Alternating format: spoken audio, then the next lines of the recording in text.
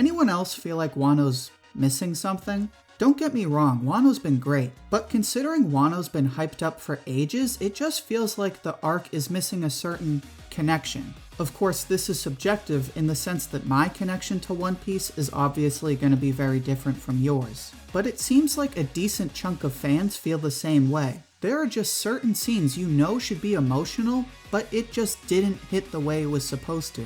So what's causing this? Well, by comparing it to arcs like Enies Lobby and Arlong Park, I'm gonna explain why moving away from Tama hurt our investment in Wano. Be warned that this video does contain manga spoilers. Before I get started, make sure to comment with your thoughts on Wano. I'll pick my favorite and share it as comment of the week in the next video. This week's comment comes from Saxy, who reminded us all to read the Dr. Stone prequel. If you'd like regular One Piece and Dr. Stone videos like this one, then make sure to subscribe and hit the notification bell so you can follow along with each week's video. With that out of the way, let's look at some of the best arcs in One Piece. If you look carefully, each of these arcs follows a certain formula, and that formula is basically a guarantee for getting readers invested, at least in terms of making a real connection with the characters. This formula can be seen as early as Arlong Park. By far, the best scene in Arlong Park is when Luffy gives his hat to Nami. Nami's sitting there, alone, completely overwhelmed by her pain. She was so close to saving the town and herself, but Arlong ruined it like he ruined her whole life. So she's sitting there feeling as though there's nothing else she can do. And that's when Luffy steps in. Now, when you take a step back, there's two main reasons why the scene is so beautiful. The obvious reason being that Nami is someone we're already invested in. We, the readers, as well as Luffy and his friends. Nami was with Luffy ever since Orange Town, and we got to know her over the course of 3 arcs. She was someone Luffy cared about, and someone that we, the readers, cared about. So by the time we see her in Arlong Park, we already have a personal interest in her character. That's the first reason. The second reason is because we see Luffy save Nami. Not Zoro, not Usopp, not Sanji. We see Luffy, the protagonist, going out of his way to impact someone else. And you're probably thinking, duh, he's the protagonist. And while you're not wrong, this is only part of the magic behind Luffy's character. Luffy is someone who brings freedom to those around him. This freedom part always plays a big role because Luffy doesn't just save others by fighting villains. If he sees that something is weighing you down, Luffy goes out of his way to show you that there's always more you can do. Sanji thought there was no going back to his crew, but Luffy shows him that Sanji will always be their family. Robin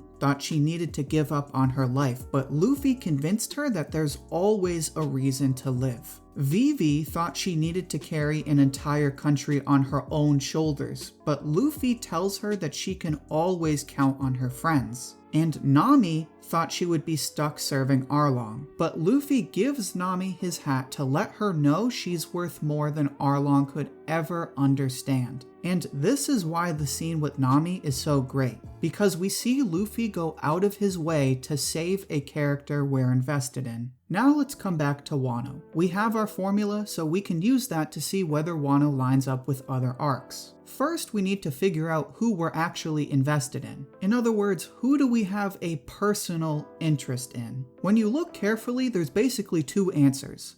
Tama and the Kozuki family. Tama's pretty obvious because Luffy meets her right away. Then we have the Kozuki family, who we've been invested in ever since Punk Hazard. And I say Kozuki family because while Momo is obviously very important, he isn't the only member we care about. But this is actually part of the problem. When you look at some of the best arcs, it always comes down to one person. Nami in Arlong Park, Robin in Enies Lobby, Sanji in Whole Cake. To an extent, you could even argue the same for Law in Dressrosa. The reason this works so well is because it makes our interest in the story personal. Personal in the sense that our investment in a given arc is based on the relationship we have with a certain character. And focusing on one character makes our investment that much more personal. But you can't really say that for Wano. You could say that we have a personal interest in the Kozuki family. That's one family, and families are obviously very personal, but that's not the same as the relationship we have with one given character. The Kozuki family has a bunch of different people. Your relationship with a big group of people just won't be as personal as your relationship with one person. Now, you might say that we actually connect with the Kozuki family through one character. Okay, but who? It's not Oden. He's not in the current story. Is it Kinemon? We have been with him for a while, but again, he's one of many Kozuki members. You could say it's Momo, and Momo is actually your best bet. We've been with him for a while, we have a personal interest in his journey to become shogun, and he is the face of the Kozuki family. But remember, the character we're invested in is only half of the formula. We also need to see Luffy save that character. In a way, this already sorta happened with Tama. Looking back, it's pretty clear why Oda added the part about Ace meeting Tama. When we meet Tama, she's already friends with one of the most popular characters in the story.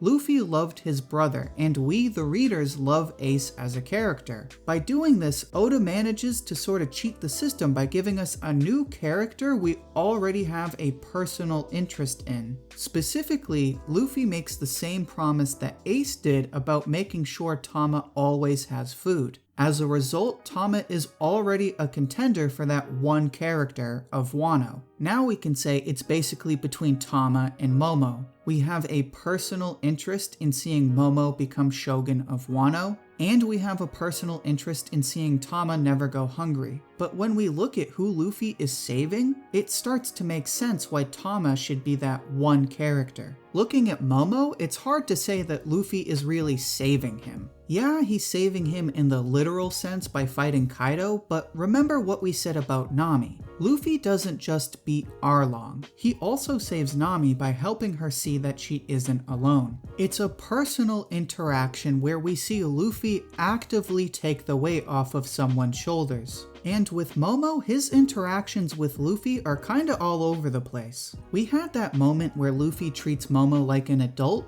but that was Zou. We're in Wano now. In Wano, there's really only two scenes that come close. The one where Kanjuro takes Momo, and the one where Momo is almost executed. The second one is probably the closest because we see Luffy's impact on Momo. But you can't call this an example of Luffy saving Momo. Here, even though he's influenced by Luffy, Momo is seen acting on his own. Then with Kanjuro, Luffy isn't saving Momo at all. It's a touching scene, but there's no change in Momo's character. So with Momo, Luffy isn't saving him like he did other characters. Instead, it seems like Momo is slowly starting to act on his own thanks to Luffy's example. Now, one might argue that's a good thing. Maybe Luffy doesn't need to save everyone. Why not watch characters act on their own? Well, the problem here is that sorta kills our investment. No matter how many characters we meet, One Piece will always be a story about Luffy. And in Wano, Luffy is busy fighting Kaido. So what we get is Luffy leaving Momo to himself and Momo acting on his own.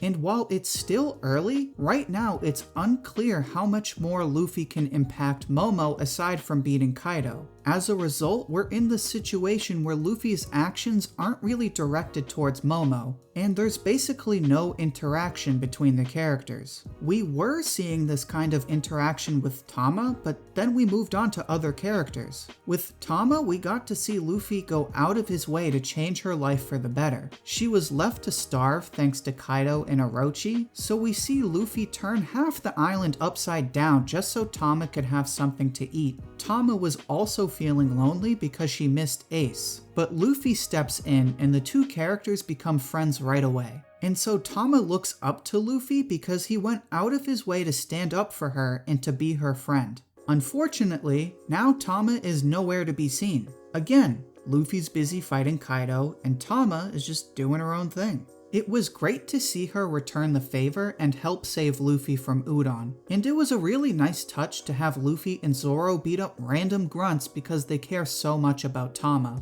But Tama's nowhere near Onigashima, so unless she magically sneaks there herself, the odds of her meeting with Luffy right now are basically zero. In other words, there's no reason to invest in Luffy saving Tama when there's no more build-up to any sort of personal interaction. And this is why I think a lot of fans don't feel as invested in Wano as they should be. Unlike other arcs, it's unclear if Wano is building up to this kind of interaction between Luffy and a character we have a personal interest in. Again, it's still way too early, and this whole problem could potentially be resolved in the near future. But right now, Wano just isn't delivering scenes that it should be.